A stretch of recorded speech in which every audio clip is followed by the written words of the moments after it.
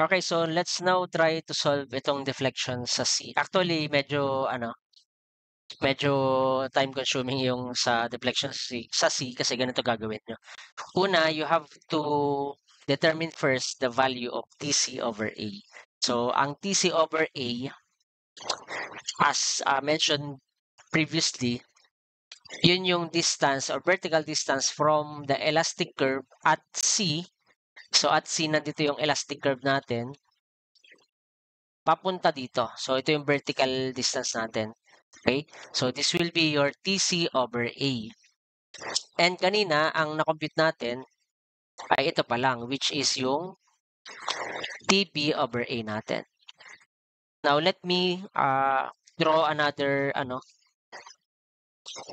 dito na parang naka-zoom in version nito. So, kunyari guys, ito yung axis ng beam natin. Then, ito yung tangent line drawn from A. Then, dodrawing ko guys yung elastic curve. So, kunyari ay ganito.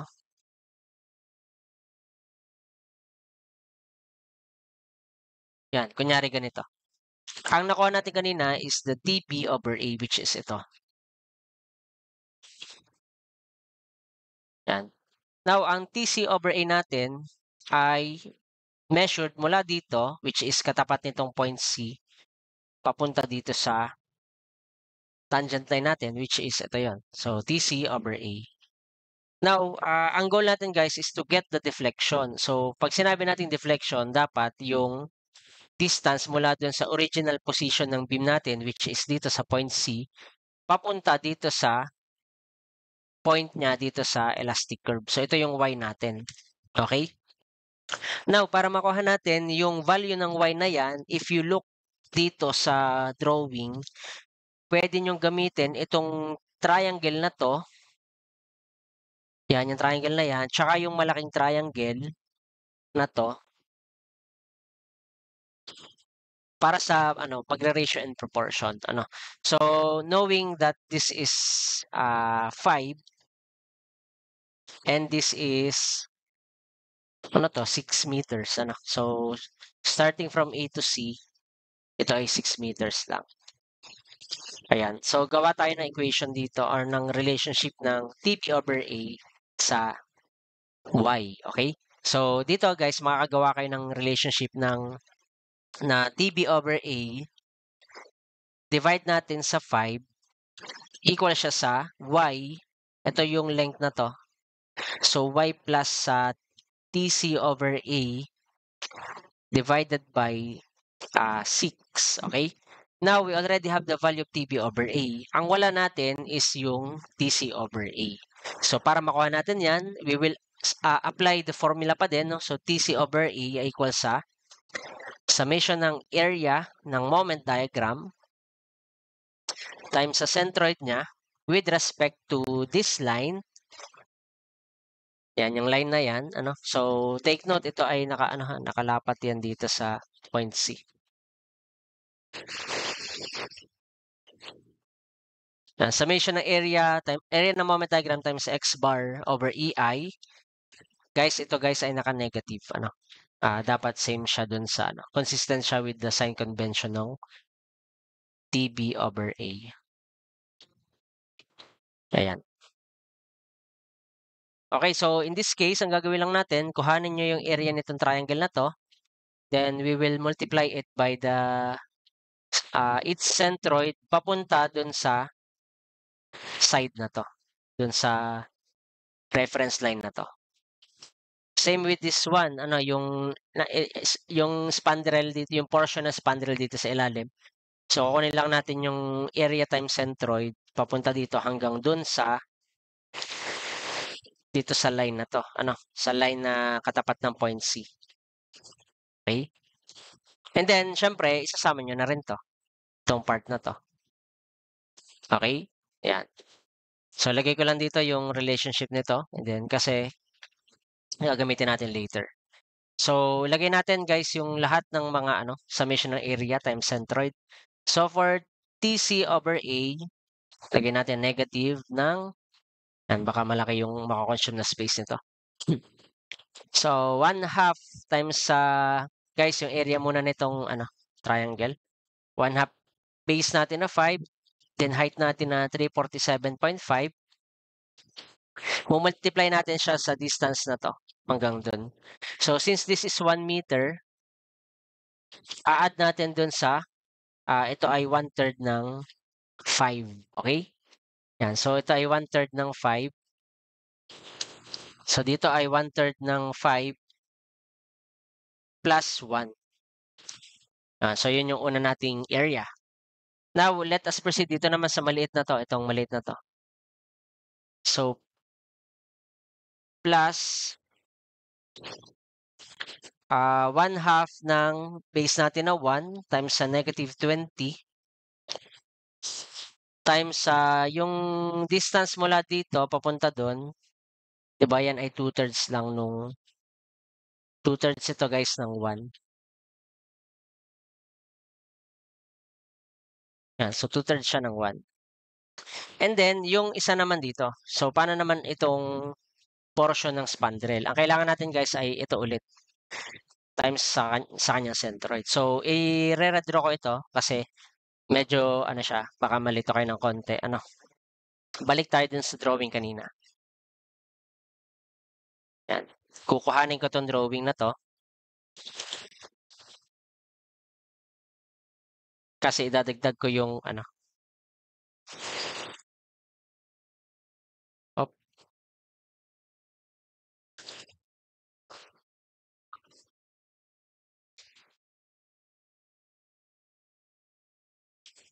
Ang hinahanapan natin dito ay yung nasa labas na. Hindi na yung yung nandito na. Okay? Ayan. So, kung titingnan nyo yan, ano ba yung total distance niya? If included ito, so ito ay magiging 8, kasi 8 plus, 7 plus 1. So, this will be 8. Okay? So, ngayon, kung 8 yan, ano yung magiging distance natin? From this reference line, so from here, papunta dun sa centroid ng kada vertical strip natin. So, in this case,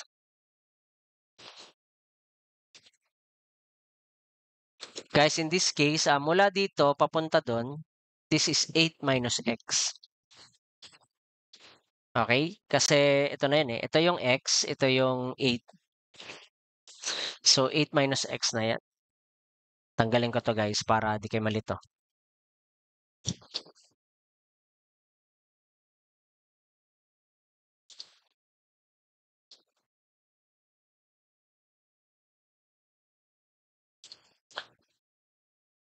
Ayan. So, since this is x, this is 8 minus x. Yun yung gagamitin natin. No? Now, the limits ay same pa din, 2 to 7 pa din. Kasi ito lang naman yung kailangan natin. Okay? Ayan. So, same pa din siya. Okay, so add natin guys. So, add lang natin to. Take note, this is y equals negative 7.5x squared. So, integral ng, di ba, limits natin ay 2 to 7. Then, ilagay lang natin dito yung negative 7.5x squared times sa 8 minus x dx. Okay? So, ito galing siya dun sa y dx, which is yung ating area, times yung centroid natin na 8 minus x. Mula dito sa point na to, papunta dun sa location ng y, ng vertical strip natin. Okay? Ayan. So, yan. Makukuha nyo na guys dito yung TC over A natin. So, burahin ko lang to. Yan. Pag tinype nyo yan sa calculator, you can get the value of TC over A. Then, makukuha na din natin yung y.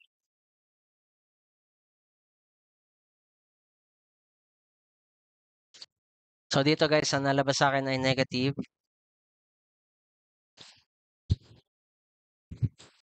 81.875. Ayan. So, over EI to guys. And then, gagamitin na natin to determine your value of y. Okay? So, TB over A as solved earlier. So, ito ay negative 57.875. Kuhanin ko lang siya.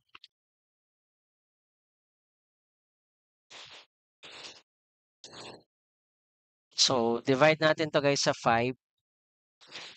Equal siya sa y plus yung ating negative 81.875 over EI to over 6. Ang y ay equal sa positive 13.1249 or 125 over EI. So take note, ito ay positive. Therefore, since nag-positive yan, ibig sabihin pala, itong y natin dapat nakaangat. Dapat siya ay dapat ganito yung drawing. So, i-redraw ko guys yung dapat ganito yung magiging elastic curve natin. Sige, iyan ko na lang dito. So, guys, dapat ganito yung elastic curve natin. No? So, kunyari ito yung point C natin. Ito yung point A, ito yung point B. So, from point A to point B, wala tayong problema dyan. Ganito eh. Pero sa C, since positive yung lumabas, nakaganito siya. Okay? So, this is your 13.125. Ang ibig sabihin lang nun guys, di ba, nag-drawing tayo kanina ng tangent line mula dito, papunta dun. Ito yung ating, ito yung ating TB over A. Ang TC over A natin mula dito, papunta dito.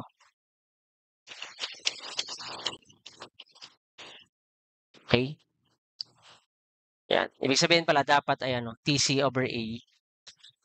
Parang, ima-minus mo to.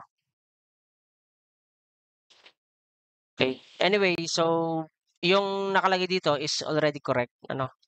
Kasi nagawan ko na ng paraan yan na nakatama yung sign convention natin. So, kapag positive yung lumabas, yung ibig sabihin lang nun, nasa taas siya nung itong x-axis natin. So, this is your x-axis, then this is your y.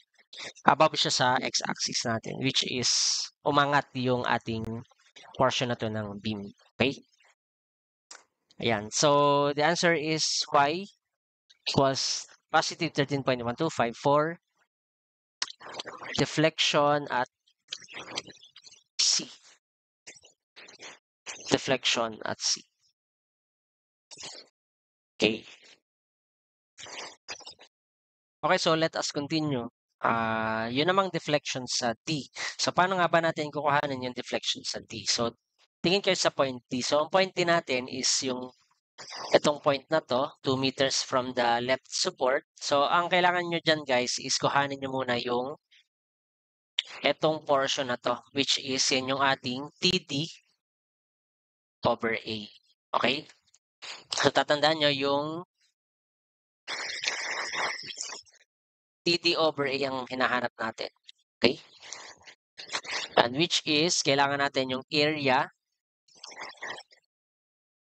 or summation ng area ng moment diagram times sa centroid over EI. Ayan.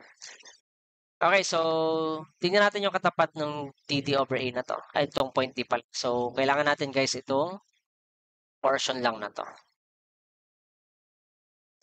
Okay? So, kailangan natin yung portion na yan. Now, if i-zoom in natin yan, so tapat na lang natin siguro dito para kita nyo. So, this one is ito. Ito yung in-extend natin. Extend lang natin. So, dito sa part na to, nakaganito siya. So, hanggang dito lang yung kailangan natin. Guys, ito yung point din natin. Ito yung, dinrawing ko itong portion na to. Okay. Extend ko lang to para dun sa, yan, hanggang dun sa 0. Okay. Yan, para lang kita nyo. Now, ang goal natin is to get the area times centroid nito. Pero wala pa tayo guys ditong values nung or value nitong height na nakikita nyo. So, kung makikita nyo dyan, pwede nyong i-ratio and proportion. So, by ratio and proportion, actually, hindi yun na ginagawa ko dyan para mabilis. Ang ginagawa ko dyan para mabilis is kung makikita nyo yung point D and titingnan nyo yung, di ba itong moment diagram na to, ay galing dito sa 69.5. So kung titingnan mo siya sa beam, parang ganito yan, sa moment diagram by parts natin. Ito yung point D natin, ito yung 69.5. And then this will be your 2 meters. Ito yung 2 meters natin. Ngayon, para makuha nyo yung moment dito, kasi ito yung parang naging fixed na natin na support. 69.5 times 2 lang yan. Okay? So, ito ay 69.5 times 2.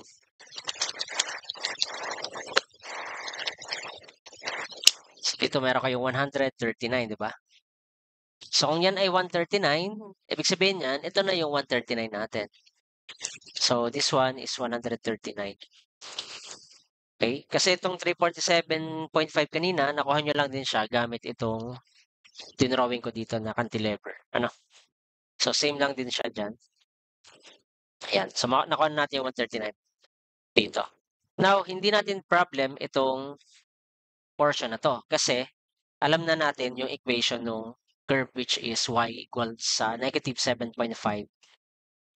x squared. So, ang gagawin na lang natin dyan, we will do the same dun sa kanina. So, kung makikita nyo to, if mula dito, adjust ko lang to guys.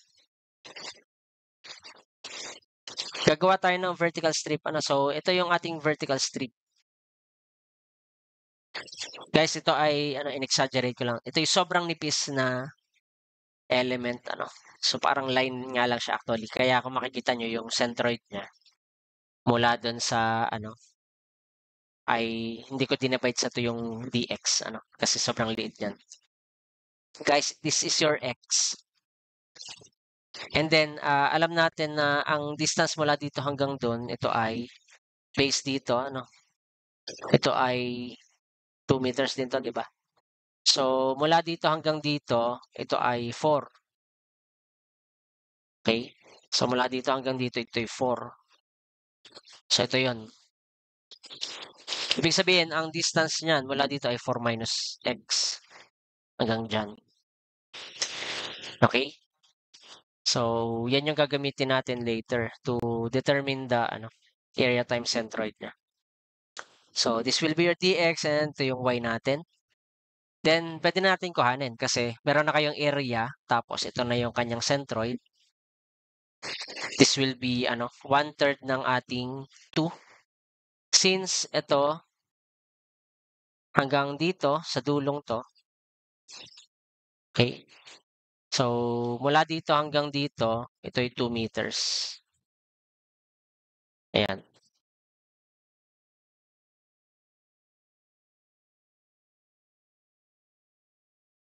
Two meters yan. Pa ko lang saglit.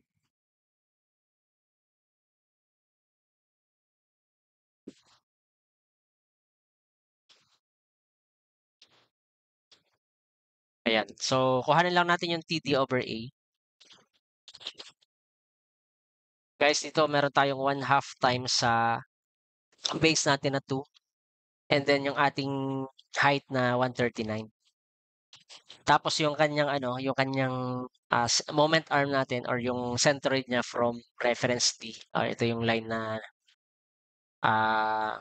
katapat ng TD over A. So this is 1/3 times 2. And then add natin itong nasa ilalim. So nasa ilalim natin dyan guys ay take note, integral ulit yan. So this will be your x equals 2. Mababago yung limits natin kasi ngayon ito ay x equals 4 na. Okay? So, dito nag-start yung 0 natin. So, we know that this is x equals 4 and this is x equals 2. Ayan. So, ibig sabihin 2 to 4 yung magiging limits natin. And then, same pa din guys. Diba? Y dx tapos yung centroid natin which is dito sa case na to ay 4 minus x lang. So, 2 to 4. Then, ito, palitan nyo lang ng negative 7.5 x squared. Yan. Yan yung para dito sa ilalagay nyo dito. Ano? So, negative 7.5 x squared tatapos times itatimes natin sa 4 minus x. Yan. Then, this will be your TD over A. Okay, so pag nagawa nyo yan, ang gagawin na natin ngayon is i-check nyo ulit itong diagram natin. We need to draw itong malaking triangle na to, which is ito. Okay? And itong triangle na to. Okay, so drawing ko lang dito guys sa gilid.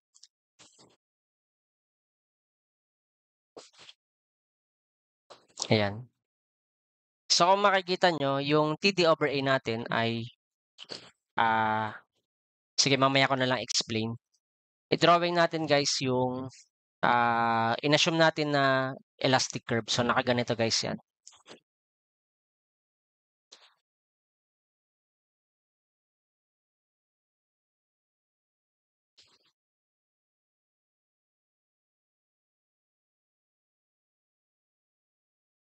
Yan. So ito yung ating TB over A. And then yung ating TD over A ay ito.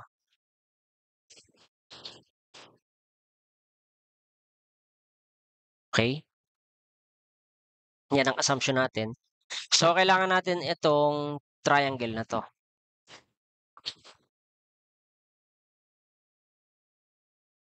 Yan. So kung titingnan nyo yung triangle yan, this is 2 meters. Okay? So guys, ang ano pala, kailangan isasama nyo dito yung y. Yun yung deflection. Ito. Itong y dito. Okay, yun yung deflection na hinahanap natin from from its original position or original position ng beam natin. So dito magkakaroon tayo ng equation na y plus TD over A divided by 2 ay equal sa TB over A divided by 5. Ayan. And then, we already have the values dito. So, y plus 52 over 3 EI over 2 equal siya sa TB over A natin, which is, according dun sa ating discussion kanina, ito ay itong 57.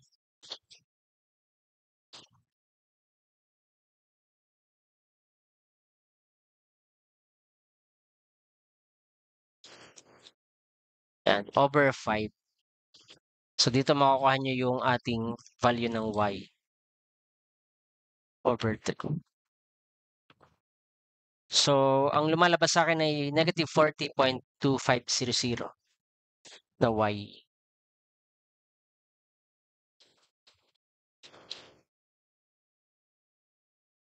Over EI. Okay? Ngayon, if you look at the value of TD over A, makikita nyo, ano siya? Actually, siya ay positive. Ibig sabihin, ganito lang ibig sabihin nun. Kung ito yung ating beam, ito yung ating elastic curve. Kunyari, ganito elastic curve natin. Yung, ang TD over A natin, kaya siya positive kasi ganito yung nangyari. Yung tangent line natin drawn from point A, kunyari ito yon.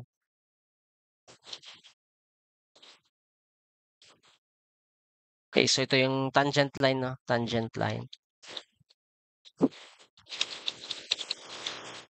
From A. Yung TD over A nyo kasi, parang ganito. Nasa ilalim yung elastic curve dun sa, kumbaga nasa ilalim ng tangent line. So, ito yon.